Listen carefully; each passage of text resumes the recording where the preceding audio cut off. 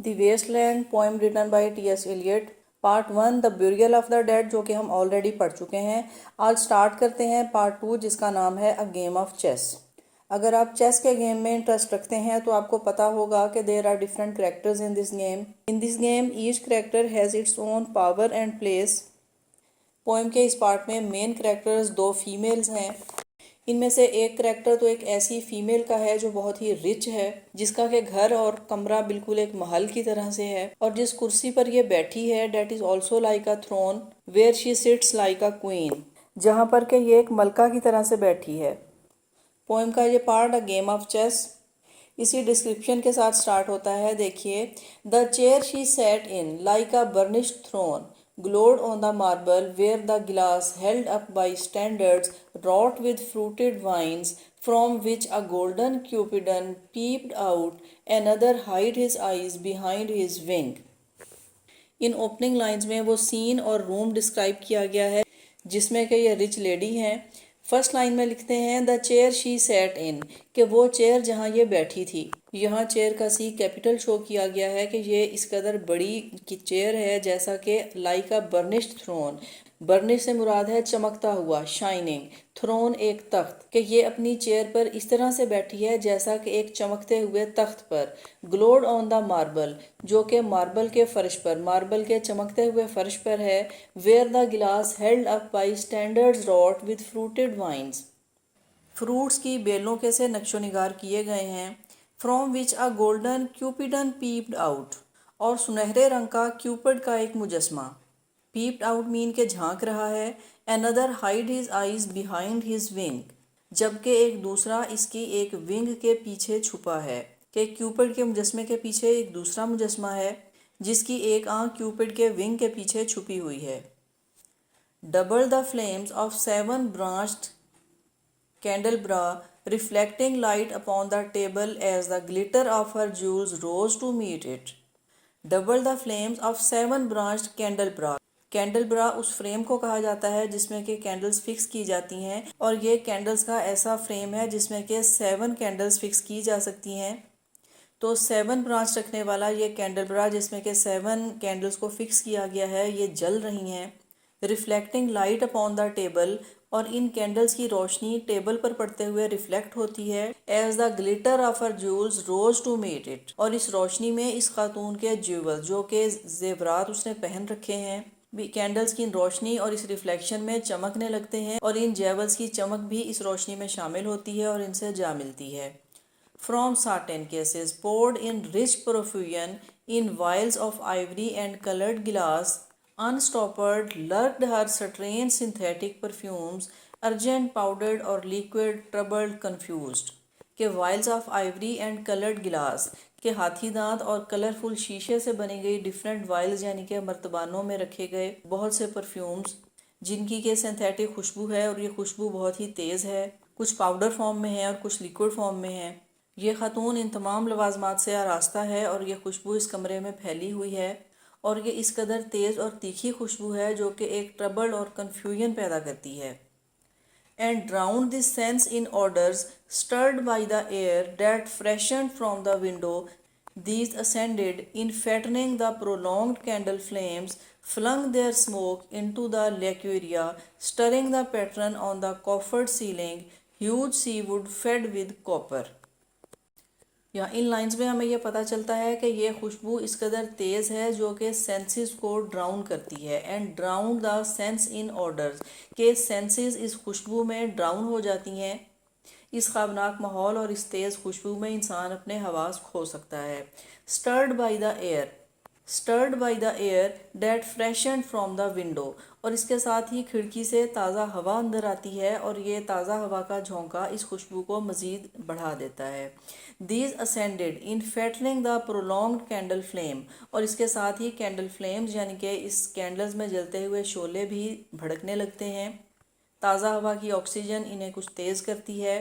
Flung their smoke into the laquearia, और इनका धुआं यहाँ फिज़ा में फैलने लगता है। Stirring the pattern on the coffered ceiling, huge seawood fed with copper, और इन कैंडल लाइट में छत पर जो पैटर्न बन रहे थे, ये पैटर्न स्टर होने लगते हैं, मीन के इन पैटर्न्स में हलचल होने लगती है। और छत पर लकड़ी का बहुत सा काम है जो कि कॉपर कलर का है, डार्क गोल्डन कलर में। Burn green and orange framed by the coloured stone in which sad light a carved dolphin swum. Burn green and orange के ग्रीन और ऑरेंज कलर की रोशनी में, framed by the coloured stone जिसको के coloured stone से frame किया गया है, इन विच सैड लाइट अ कार्व्ड डॉल्फिन स्वैम, और इस उदास रोशनी में अ कार्व्ड डॉल्फिन एक डॉल्फिन जिसको के कार्व किया गया है, कि डॉल्फिन मछली, स्वयं तैरती हुई, कि एक तैरती हुई डॉल्फिन जिस पर के नक्शो निगार बने हैं। ये एक ऐसे फ्रेम में रखी गई है जिस पर कलरफुल स्टोन है और यहाँ ग्रीन और ऑरेंज लाइट है। Above the antique mantel was displayed as though a window gave upon the sylvan scene the change of Philomel by the barbarous king, so rudely forced, yet there the nightingale. Above the antique mantle was displayed. और ये तैरती हुई dolphin जिसको कि एक antique mental पर display किया गया है, as though a window gave upon the sylvan scene, और विंडो यानी कि खिड़की की जानिब से एक ऐसा सीन दिखाई देता है, ऐसा लगता है कि जैसे द चेंज ऑफ फिलोमिल। फिलोमिल एक मिथिकल करेक्टर है। ये एक लड़की है जिसको कि इसके ब्रदर इन लॉ ने रेप किया है और इसकी ज़ुबान काट दी जाती है ताकि ये अपनी सिस्टर को ये बात बता ना सके, लेकिन ये अपनी बहन को इस बारे में बता देती है, जिसके बाद ये नाइटिंगेल में कन्वर्ट होती है। यहाँ इस करैक्टर को रेफर करते हुए बताया जाता है कि सो रूडली फोर्स्ड, कि जिसको के बारबेरियस किंग जो कि इसका ब्रदर इन लॉ है, फिलोमेल को इस कदर रूडली फोर्स किया जाता है यहाँ तक कि यह नाइटिंगेल में ट्रांसफॉर्म कर दी जाती है। Filled all the desert with inviolable voice, and still she cried, and still the world pursues, jug jug to dirty airs. ये अपनी दर्द भरी आवाज़ से पूरे डेजर्ट को भर देती है। Filled with all the desert, के तमाम डेजर्ट फिल होता है, भर जाता है विद इनवायोलेबल वॉइस, इसकी दर्द भरी आवाज़ से। एंड स्टिल शी क्राइड, और ये अभी तक क्राई करती है। And still the world pursues, और अभी तक वर्ल्ड इसे परस्यू करती है। जग जग टू डर्टी एयर्स, यहाँ जग जग के अल्फाज पोइट सिम्बॉलिकली यूज़ करते हैं। And other withered stumps of time were told upon the walls, staring forms leaned out, leaning, hushing the room enclosed. इसके बाद इस रूम को मज़ीद डिस्क्राइब किया जाता है, and other withered stumps of time, के वक्त की कुछ पुरानी यादें। हम ये आइडिया भी ले सकते हैं कि कुछ पुरानी पेंटिंग्स, कुछ पुरानी तस्वीर, were told upon the walls, जिनको के वॉल पर डिस्प्ले किया गया था। Staring forms leaned out, leaning, hushing the room enclosed, घूरती हुई, झुकी हुई और झांकती हुई। हशिंग द रूम इनक्लोज्ड, जिनको के यहाँ इस कमरे में कैद कर दिया गया है।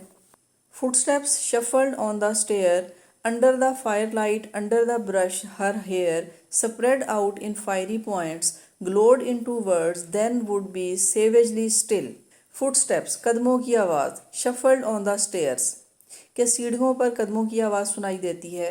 यहाँ दूसरा करैक्टर अपीयर होता है जो इस लेडी का पार्टनर है, औरत जो इस कमरे की चेयर पर बैठी हुई है। यहाँ हमें यह आइडिया मिलता है कि perhaps she was waiting for her partner. अब सीढ़ियों पर कदमों की आवाज़ उभरती है।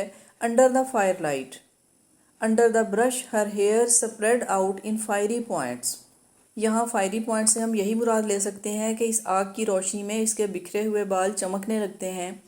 ग्लोड इन टू वर्ड्स, के ये कुछ कहना चाहती है, कि कुछ अल्फाज उभरते हैं। देन वुड बी सेवेजली स्टिल, लेकिन ये अल्फाज इसका साथ छोड़ देते हैं और ये खामोश रहती है। My nerves are bad tonight, yes bad, stay with me, speak to me, why do you never speak? Speak. What are you thinking of? What thinking? What? I never know what you are thinking. Think. ये अपने partner से कहती है कि my nerves are bad tonight, कि आज रात मेरी तबीयत कुछ ठीक नहीं है, कि मैं कुछ अच्छा फील नहीं कर रही। Yes bad. Stay with me, कि हाँ मैं अच्छा फील नहीं कर रही, प्लीज़ मेरे पास रुको। Stay with me. Speak to me, मुझसे बात करो। Why do you never speak? कि तुम क्यों कभी भी नहीं बोलते, कि क्यों तुम कभी मुझसे बात नहीं करते। स्पीक, कोई कुछ तो बोलो। What are you thinking of, आखिर तुम क्या सोच रहे हो। वट थिंकिंग, कि क्या सोच रहे हो। वट, कि आखिर ऐसा क्या है जिसको कि तुम सोच रहे हो। I never know what you are thinking, I never know, कि मैं कभी नहीं जानती, कि मैं कभी नहीं जान पाई। वट यू आर थिंकिंग, तुम क्या सोच रहे हो, कि आखिर वो क्या ख्याल है, क्या सोच है, मैं उसे कभी नहीं जान पाई कि तुम क्या सोच रहे हो। Think we are in Rat's Alley. where the dead men lost their bones. What is that noise? The wind under the door. What is that noise now? What is the wind doing? Nothing again, nothing. इसके पूछने पर इसका partner उसे ये जवाब देता है कि मैं क्या सोचता हूँ, think we are in rats' alley, कि मुझे ऐसा लगता है जैसा कि हम रैट्स एले में हैं। Where the dead men lost their bones, और जहाँ मुर्दा लोगों की हड्डियाँ हैं। वट इज़ डैट नॉइस, उसके बाद ये कहता है कि ये कैसा शोर है। The wind under the door, कि शायद डोर के नीचे से हवा आ रही है। What is that noise now, और अब ये कैसा शोर है। What is the wind doing, आखिर ये हवा क्या कर रही है, ये हवा क्या कह रही है। नथिंग अगेन नथिंग, और इसके बाद फिर और कुछ नहीं। एक रीडर के लिए ये बहुत ही हैरत की बात हो सकती है कि there was a beautiful room, beautiful scenery, the rich couple, जो कि एक बहुत ही ब्यूटीफुल रूम में है, and the lady is sitting in the chair like a throne, इस कमरे में जहाँ के हर चीज़ चमक रही है, और ये लेडी जो कि जेवरात से सजी है और खुशबू से महक रही है। But a reader can see that in this enchanted room the couple is not satisfied with each other, कि ऐसे ख्वाबनाक माहौल में ये कपल एक दूसरे से सेटिस्फाई नहीं है। They do not have intimate and meaningful relationship with each other, ये दोनों एक दूसरे के लिए खुशी और राहत का बायस नहीं है। ऑल्दो ये लेडी ये चाहती है कि इसका पार्टनर इसके साथ रहे, इसके साथ कुछ वक्त गुजारे और कुछ बात करे, लेकिन वो ऐसा नहीं करता। ये औरत कुछ अपसेट फील करती है, जबकि इस पार्टनर की फीलिंग्स कुछ ऐसी हैं कि वो कहता है कि उसे ऐसा लगता है जैसे वो एक रैट्स एले में है, और ये एक ऐसी जगह है जहाँ मुर्दा लोग दफन हैं, और बाहर हवा की आवाज़ भी इसे डिस्टर्ब करती है, इसे एक शोर की तरह से मालूम होती है। और ये कहता है कि what is that noise, the wind under the door, what is that noise now, what is the wind doing, कि आखिर ये हवा यहाँ क्या कर रही है। बाहर की ताज़ा हवा और इसकी आवाज़ इसको भली मालूम नहीं होती, और उसकी वजह यही है कि ये लोग अपने अंदर इस कदर घुटन का शिकार हैं कि बाहर निकलना और चेंज को एक्सेप्ट करना इनके लिए पॉसिबल नहीं है। और इसके बाद ये कहता है, do you know nothing, do you see nothing, do you remember nothing, I remember, those are the pearls that were his eyes, are you alive और not, is there nothing in your head, के do you know nothing, के क्या तुम कुछ नहीं जानते, क्या तुम कुछ नहीं देखते। डू यू रिमेंबर, क्या तुम्हें कुछ याद है। नथिंग, आई रिमेंबर, के मुझे कुछ याद नहीं सिवाय इसके। Those are the pearls that were his eyes, ये आइज जो कि इस पोएम के part first burial of the dead में भी डिस्क्राइब की गई थी। इसका पार्टनर ये कहता है कि मैं कुछ नहीं जानता, मैं कुछ नहीं देख सकता और कुछ नहीं सुन सकता, मुझे सिर्फ इतना याद है कि वो आंखें जो कि मोतियों में तब्दील हो गईं। आर यू अलाइव और नॉट, कि तुम जिंदा हो या नहीं।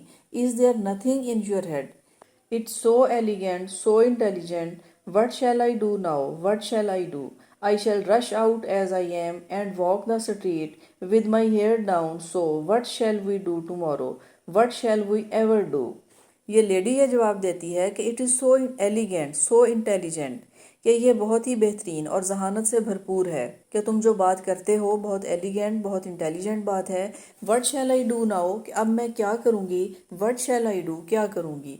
आई shall rush out as I am, कि मैं जैसा हूँ ऐसे ही बाहर चली जाऊँ। एंड वॉक द स्ट्रीट, और स्ट्रीट में चलती चली जाऊँ। With my hair down, so what shall we do tomorrow, और आगे आने वाले कल में हम क्या करेंगे। What shall we ever do, और अब तक हम क्या करते रहें। The hot water at 10 and if it rains a closed car at 4 and we shall play a game of chess pressing lidless eyes and waiting for a knock upon the door. In fact, he is describing his routine life के 10 बजे hot water मीन के गर्म shower, and if it rains a closed car at 4, और अगर बारिश हो रही है तो 4 बजे एक बंद गाड़ी में सैर। And we shall play a game of chess, और फिर हम चेस की एक गेम खेलेंगे। Pressing lidless eyes and waiting for a knock upon the door, lidless eyes से मुराद है खुली आँखें, कि फिर हमारी जागती हुई आंखें इंतज़ार करेंगी। For a knock upon the door, दरवाजे पर होने वाली दस्तक का। यहाँ तक बताया गया है कि लिडलेस आइज़ के साथ खुली आंखों से वो बहुत बेचैनी से दरवाजे पर होने वाली एक नॉक, एक दस्तक का इंतज़ार करेंगे। लेकिन पोएट ने ये डिस्क्राइब नहीं किया कि they are waiting for what, उन्हें किसका इंतज़ार है। लेकिन रीडर ये बात समझ सकता है कि they are waiting for some help, perhaps they are waiting for a divine help, उन्हें ऐसी मदद की ज़रूरत है जो उन्हें इस रैट्स एले से बाहर निकाले, इस मुर्दा शहर से बाहर आने में उनकी मदद करे। जो उनके लिए एक नई ज़िंदगी का पैगाम हो, जिससे कि वो एक सेहतमंद, मीनिंगफुल और भरपूर लाइफ को जी सकें।